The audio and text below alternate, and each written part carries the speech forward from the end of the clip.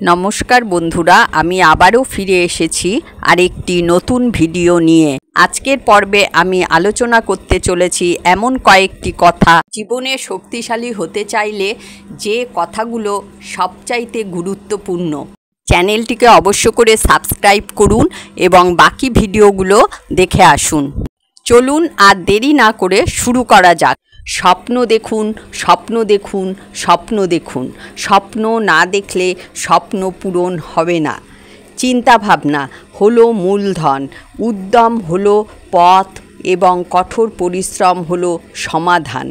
সফলতার জন্য আপনার লক্ষ্যের প্রতি একাগ্র নিষ্ঠা থাকতে হবে। যদি আপনার মনে দৃঢ় প্রত্যয় থাকে তাহলে আপনি যে কোনো বাধা অতিক্রম করতে পারবেন। আপনার ভেতরে লুকিয়ে আছে অসীম শক্তি। নিজেকে বিশ্বাস করুন এবং আপনি যে কোনো কিছু অর্জন করতে পারবেন।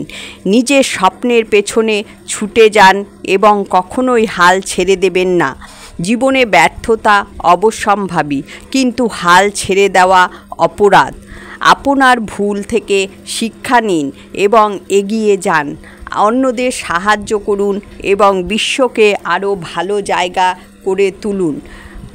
কখনোই হতাশ হবেন না, সর্বদা আশাবাদী থাকুন এবং আপনার স্বপ্নগুলোর জন্য লড়াই করুন।